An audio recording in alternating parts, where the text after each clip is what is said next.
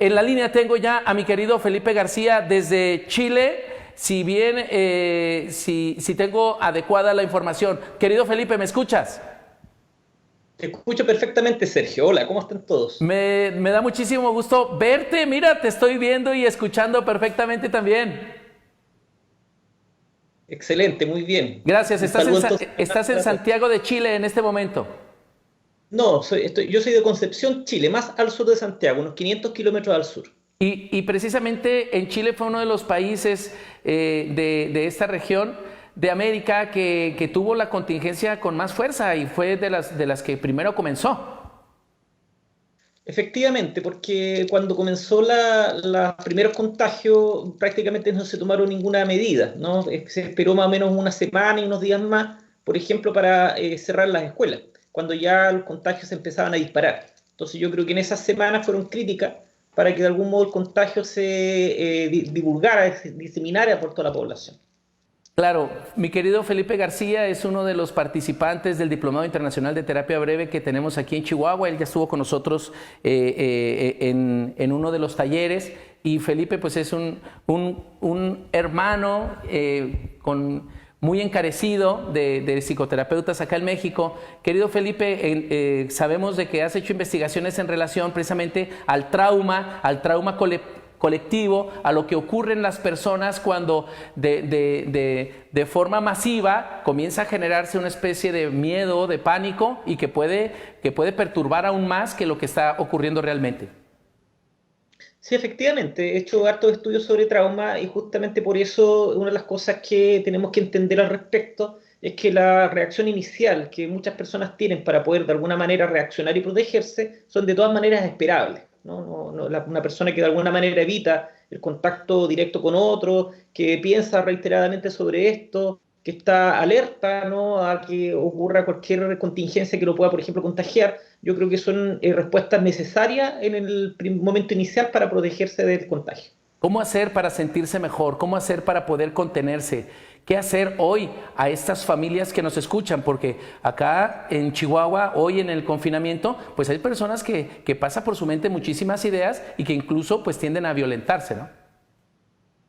Bueno, pasan muchas cosas, ¿no? Hay gente que lo toma bastante bien, que entiende muy bien lo que está ocurriendo y toma las prevenciones del caso, y otros obviamente que lo pasan muy mal. Yo creo que eso depende mucho de diferencias individuales, de condiciones sociales, etcétera, ¿no? La disponibilidad de recursos económicos, comunitarios, entre otras, por eso hay tanta diferencia.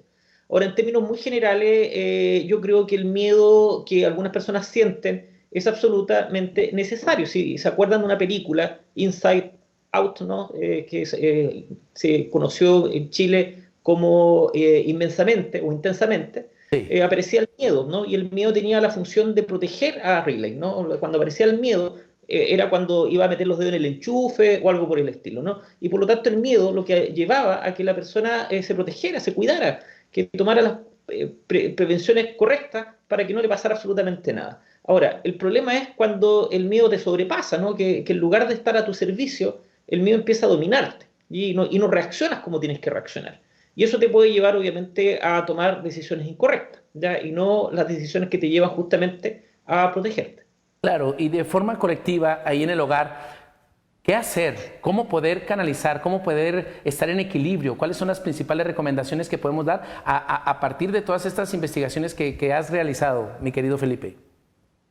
Bueno, uno de los elementos, mira, en primer lugar yo quiero dar a entender que esto que estamos viviendo ahora no hay mucha investigación previa, porque esto es muy inusual, esto no había ocurrido en muchas décadas, ¿no? Que las personas se encerraran en sus casas y cortaran prácticamente todos sus lazos familiares, de amistad y comunitarios, ¿ya? Pasando un tiempo largo de confinamiento. O sea, no tenemos noción previa de esto, lo estamos estudiando, tenemos algunas hipótesis al respecto, pero en realidad cualquier cosa que yo diga tiene que ser obviamente especulación.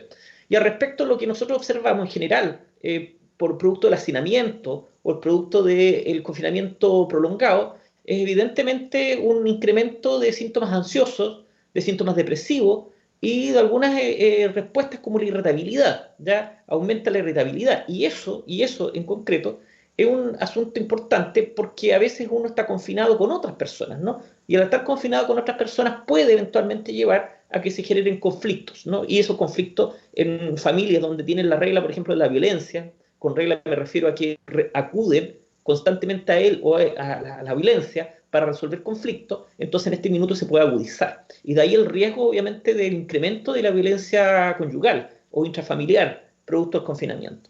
Claro, y que pueden originar violencia, que puede llevar a violencia o que puede llevar incluso a las separaciones en las relaciones de pareja. Claro, ahora el drama acá es que no se pueden separar, porque ¿a dónde van a ir? ¿No? Está todo cerrado, no hay hoteles, uno no puede comunicarse con otro. En los países donde esto está más severo, las personas no pueden salir de su casa. Entonces se genera un problema importante. Ahora, ¿cómo evitar eso? Bueno, hay estas cosas que se pueden hacer. Obviamente donde hay, de algún modo, antecedentes de violencia, al aumentar las probabilidades que se produzca, si esto está denunciado, entonces la justicia debiese tomar medidas, ¿no? De control, de regulación, de ir a mirar qué está ocurriendo, de llamar constantemente a la persona. Pero cuando eso no ocurre, habrá que acudir a las redes familiares también, ¿no? Que llamen, que pregunten, que estén constantemente alerta de lo que está ocurriendo. Pero cuando no hay violencia previa, para prevenir esto, obviamente hay que promover un clima familiar adecuado, ¿ya? Y un clima familiar adecuado implica, por ejemplo, el respeto por los espacios personales, el respeto por las opiniones que cada persona tiene y también el desarrollo de algunas actividades que mejoren la cohesión. Por ejemplo, algunos juegos de mesa, ver tele juntos, alguna serie juntos, construir algo, cocinar todos juntos, entre otras, ¿ya? Pero me voy a detener en la primera, los espacios personales, porque el hacinamiento lleva a que uno pierda prácticamente intimidad.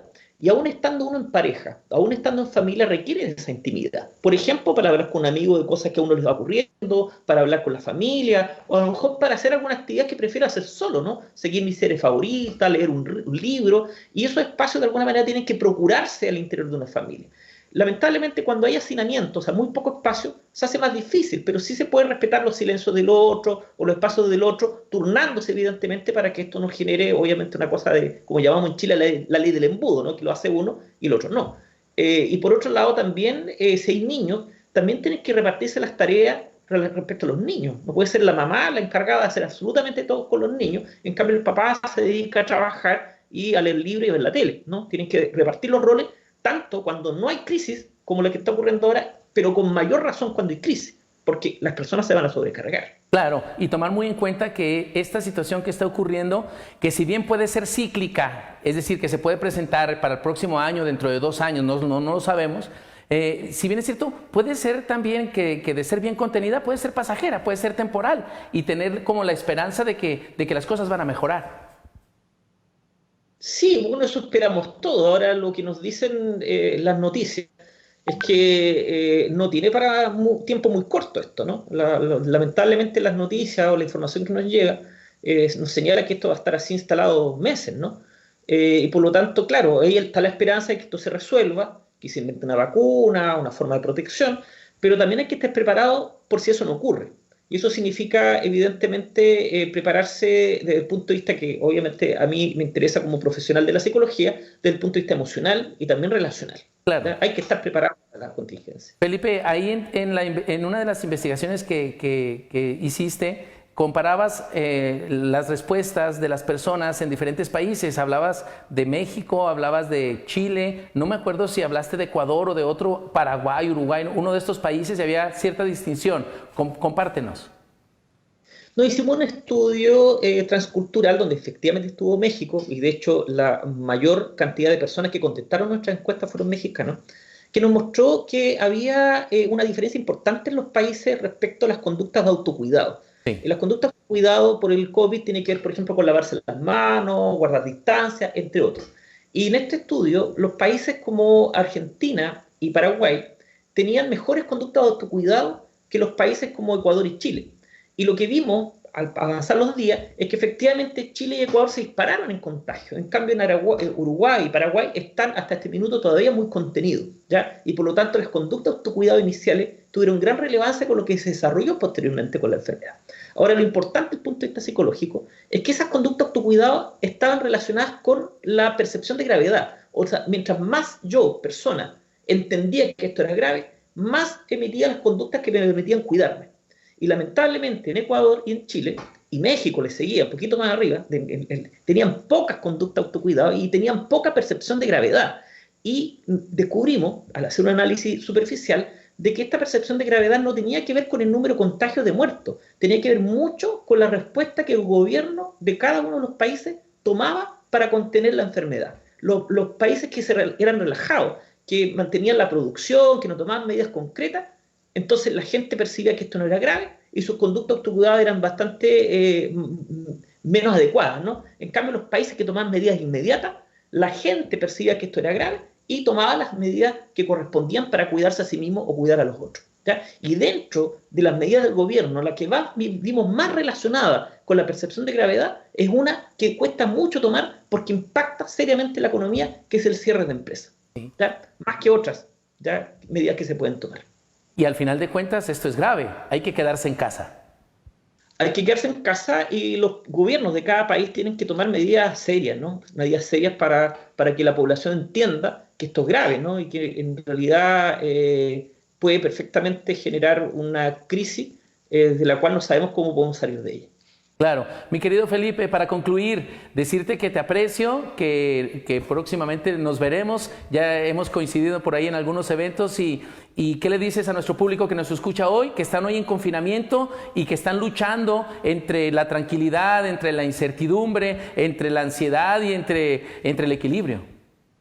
Primero que tienen que aceptar lo que están sintiendo. Si estamos viviendo algo inusual, no luchemos contra eso, no luchemos contra el temor, no luchemos contra el estrés, porque son cosas que están ocurriendo. Una vez que nosotros aceptamos estas emociones, podemos tomar medidas posteriormente. Y esas medidas tienen que ver, luego que logré comprender por qué está esa emoción acá, hacer algo para regularla. Y ahí obviamente hay mucha estrategia. Hay ejercicios de relajación, de yoga, de respiración, meditación, mindfulness, actividades cotidianas que se pueden hacer para regular, por ejemplo, el estrés. Claro, pero primero tenemos que aceptar que esto está así. O sea, no puedo seguir luchando con algo que está instalado y que en ocasiones, como dije al principio, es absolutamente necesario. O cegándose de que no está pasando nada y que nada nos va a ocurrir. ¿Qué es peor, no? Porque se expone la persona justamente al contagio y luego de eso contagiar al resto, ¿no? Mi querido Felipe, próximamente te volveremos a invitar para que nos compartas más de lo que hemos estado luchando y de lo que se ha investigado al respecto. Ok, muchas gracias. Gracias, Felipe García, desde Chile, Concepción, Chile, uno de los investigadores y psicólogos, pues expertos que nos acompañan y que intentan también promover algunas pautas, algunas ideas, algunos principios de paz, de bienestar para todas las familias que hoy nos escuchan y que están precisamente luchando por estar cada vez mejor en equilibrio.